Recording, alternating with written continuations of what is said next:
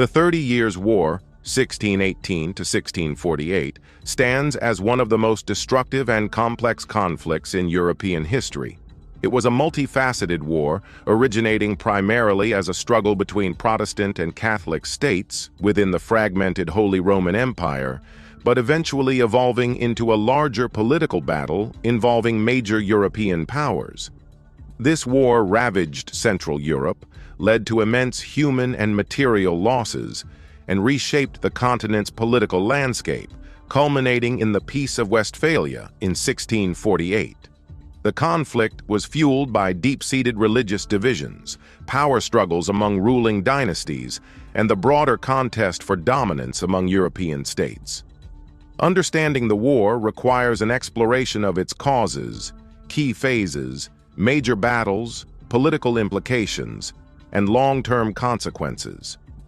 The roots of the 30 Years' War lay in the Reformation and the resultant religious tensions across Europe. By the early 17th century, the Protestant Reformation had fundamentally altered the religious and political dynamics of the Holy Roman Empire.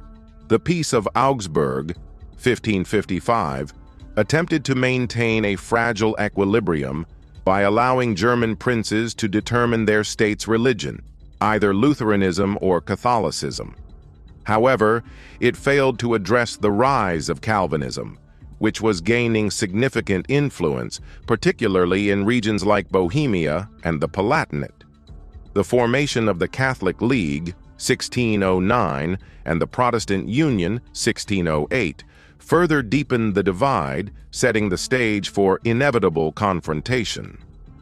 The immediate trigger for the war came in 1618, when Protestant nobles in Bohemia revolted against the Catholic Habsburg Emperor Ferdinand II in what became known as the defenestration of Prague. This act of defiance set off a chain reaction, drawing in neighboring states and expanding the conflict beyond Bohemia. The war can be divided into four major phases: the Bohemian Revolt, 1618 to 1625, the Danish Intervention, 1625 to 1629, the Swedish Intervention, 1630 to 1635, and the Franco-Swedish phase, 1635 to 1648. Each phase marked an escalation in the war's scale and devastation. In the initial Bohemian phase, the Protestant forces under Frederick V of the Palatinate faced off against Emperor Ferdinand II's Catholic armies, culminating in the decisive Battle of White Mountain, 1620, where the Habsburgs crushed the rebellion and reasserted Catholic dominance. Bohemia was forcibly re-Catholicized, and Protestantism was largely eradicated from the region. However, the war did not end with the Bohemian defeat. Rather, it expanded as other Protestant powers, fearing Habsburg dominance, entered the fray. During the Danish phase, 1625 to 1629, King Christian IV of Denmark, a Protestant ruler, intervened in the conflict to support his fellow Protestants and curb Habsburg expansion.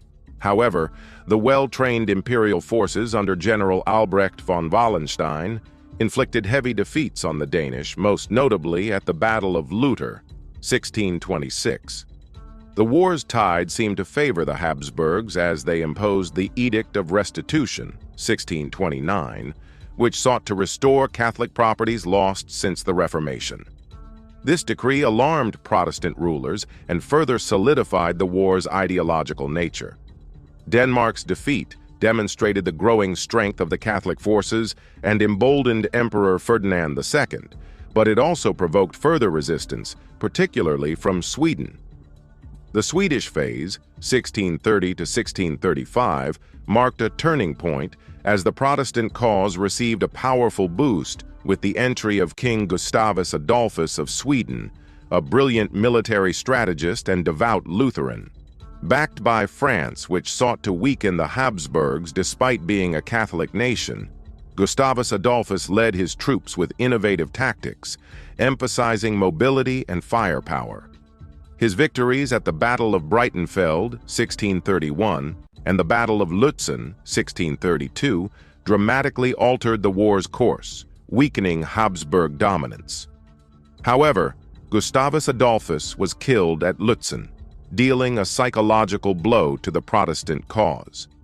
Despite this, Sweden continued its involvement under Chancellor Axel Oxenstierna, ensuring that the war remained a prolonged, grueling contest. The final and most devastating phase, the Franco-Swedish phase, 1635 to 1648, saw France formally enter the war against the Habsburgs, despite their shared Catholic faith.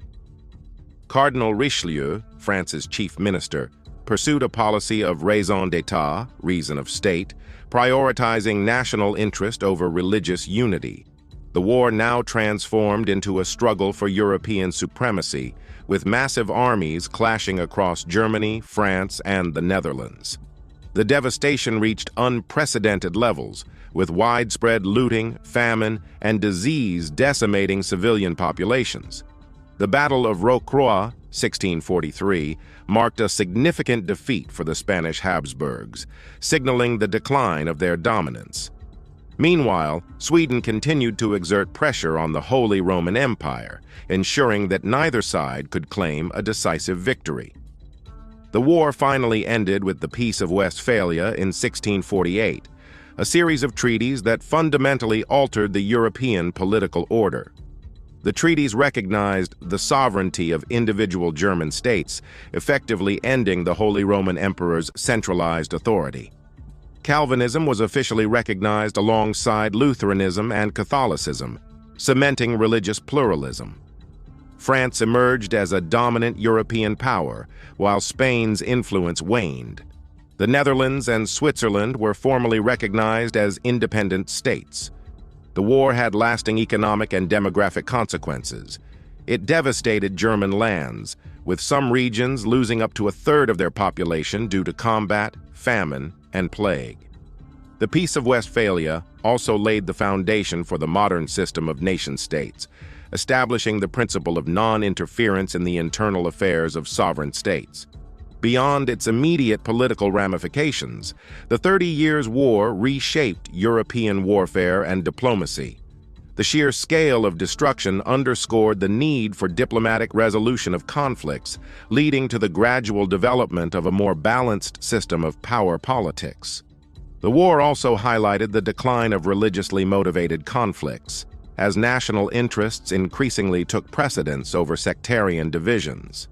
The massive use of mercenary armies and the brutality of the conflict led to military reforms in several European nations, paving the way for more professional standing armies. Additionally, the war's psychological and cultural impact was immense, inspiring literature, art, and historical analysis that sought to understand the horrors of prolonged warfare. In conclusion, the 30 Years' War was a cataclysmic event that reshaped Europe in profound ways. What began as a localized religious conflict within the Holy Roman Empire escalated into a continental war that involved nearly every major European power. The war's causes were deeply rooted in the religious and political tensions of the Reformation, but its conduct and outcome were shaped by broader geopolitical ambitions. The devastation wrought by the war, particularly in Germany, was unparalleled, leading to significant demographic and economic decline. However, the Peace of Westphalia not only ended the conflict, but also laid the groundwork for a new international order based on state sovereignty and balance of power. The war remains a defining moment in European history, symbolizing the intersection of religious fervor, political ambition, and the brutal realities of sustained conflict. Its legacy continues to influence modern concepts of diplomacy, statehood, and international relations.